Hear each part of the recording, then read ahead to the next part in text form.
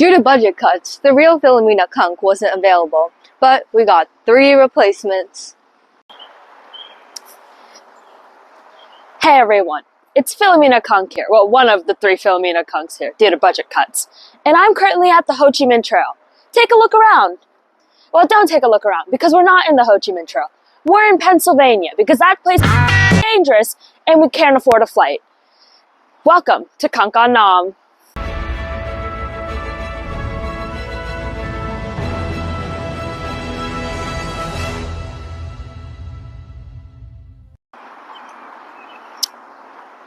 In today's episode of Cunk On Nam, we will be exploring the domestic influences that the Vietnam War has had on everyone.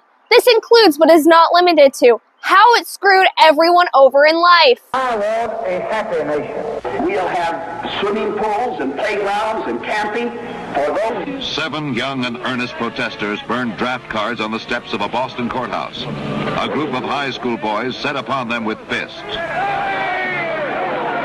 In the cities and in the South, the prospects are not encouraging. Well, come on, all of you big, strong men. Uncle Sam needs help again. He's got himself in a terrible jam. Way down yonder in Vietnam, so put down your book. I am now going to be interviewing one of those so-called hippies. What's up, dude? My name is Andrew Dingus, brah. I didn't ask. So sir, what is your name? Well, my parents named me Andrew Dingus, but then I was reborn again as arsenic lead asbestos, brah. Now, what does that exactly mean? It means rebirth of the god of nature, dude. I see. What do you work for? Arsenic lead.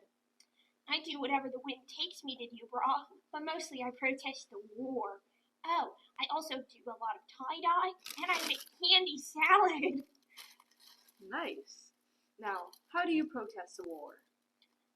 By making candy salad, brah. It's so yummy. Yes, yummy indeed. Vietnam, known for its history, resilience, and chapstick? Did you know that soldiers carried chapstick into battle with them? Probably not, because they didn't. But did you know what they did carry? I don't either. Let's find out together. Join me as I delve into the battle spot and the mysteries of uncrusty lips.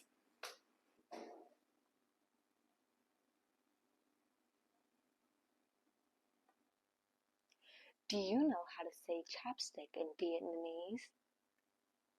Gay son. Huh. Gay son. Oh, gay son and thought daughter. Stay tuned for a journey through history and through hygiene. Cunk On Nam is sponsored by Scouts BSA, Crops Fresh Marketplace, Scoops Ahoy, Shrija, and viewers like you. Thank you. So, can you tell us about your opinion about being drafted into the Vietnam War?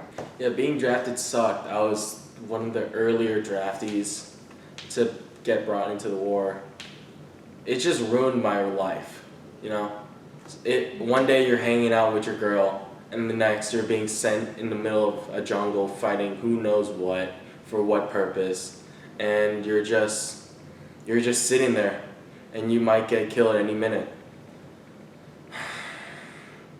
How did you first feel when you got that draft notice, and when you were first, in Vietnam? So, like, I've heard, I was, like, one of the earlier ones, so, jeez. My mother went out to grab the mail, and she saw the notice, and she was devastated, really. From looking at the news, you'd never think that you'd get drafted, but I was staring at it, just looking at it for a minute or two. It was just the realization of going to war really hit me then, and then I really had to choose whether to evade or whether to go fight the war. Could you elaborate more on why you, talked about the rich people? Those rich people, they just paid their way out of it. It's like everyone has to serve, and then they just get away scot-free just by paying money. It's really no fair. These Fox. Okay, so I'm so sorry. you're good. Yeah, I'll try and keep it like inside the laugh. I can't help it. Where did your sister go? Could you elaborate more on what you said related to rich people in the war? Yeah, so rich people, they just get drafted and they're a kid. They just pay someone else to do it. It's just those keep on paying money. They just throw money at any problem they have. Do you know like an example of this happening? I've heard that people used getting into college as Yeah, I heard one of my buddy's friend, his dad had just a load of money and he got drafted like 34th or something, and he just paid a kid to do it for him. Thank you for that information. And there you have it, folks, the real impact of the draft on young Americans. And no wonder the hippies were so passionate about it. This draft affected many people in all different types of life. Oh yeah, they protested since the rich people got out of the war. That's why it's called the Rich Man's War. I am now going to be interviewing a totally normal American citizen. Hello there. Hello. What is your opinion on the U.S. government? The U.S. government is so great. That's wonderful. Let me ask you a question. That's not how this works. Yes, it does. You don't know. How do I get the nuclear codes? Where are they? What? How do I get the nuclear codes?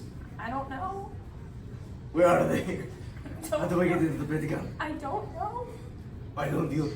Because I'm not a government official. Show me the way. Where is the Pentagon? How do I get in? How do I get into the Pentagon? Where are the nuclear? Now, on a serious note, we're going to talk about the Vietnam War without any jokes or sugarcoating. And we're going to talk about its profound effects on the American society and the world. Indeed, the Vietnam War, which lasted from 1955 to 1975, was a protracted conflict that resulted in the deaths of over 58,000 American soldiers and millions of Vietnamese civilians and combatants. The war deeply divided the United States, leading to widespread protests and a powerful anti-war movement. The draft in particular was a major source of contention, as it disproportionately affected young men from lower income backgrounds, while wealthier individuals found ways to avoid conscription. The war also had significant effects on the American idea of the government. It eroded the trust in the government, as people felt that the war wasn't necessary, along with the release of the Pentagon Papers, which showed how secretive the government was in matters related to the Vietnam War. Moreover, the financial cost of the war was staggering. It is estimated that the United States of America spent around $168 billion on the conflict, which, when adjusted for inflation, is over $1 trillion. The expenditure contributed to economic challenges and a shift in domestic priorities. The psychological impact on veterans was equally profound. Many returning soldiers faced physical injuries, post-traumatic stress disorders, and social alienation. The lack of adequate support and recognition for their sacrifice compounded these issues, leading to long-term consequences for their well-being. And with that, we conclude our discussion. The Vietnam War was more than just a historical event we read about in school. It was a pivotal moment that reshaped America and left an indelible mark on the world. The Vietnam War also influenced U.S. foreign policy, leading to what became known as Vietnam Syndrome, a widespread reluctance to be part of any overseas military interventions for fear of it becoming as unpopular and as contentious as the Vietnam War was. On the global stage, the war had far-reaching implications. It intensified the Cold War tensions and had a lasting impact on Southeast Asia, including the destabilization of neighboring countries such as Cambodia and Laos. The war's legacy continued to shape American culture and collective memory. It has been depicted in numerous films, books, and songs, serving as a powerful reminder of the complexities of human costs of war. It is essential to remember its lessons that it has implanted on the U.S. psyche. It's important that transparency is needed and support for veterans, along with the profound human cost of the war and how it has affected future generations of people in Vietnam. And with that, we conclude our discussion. The Vietnam War was more than just a historical event we read about in school. It was a pivotal moment that reshaped America and left an indelible mark on the world.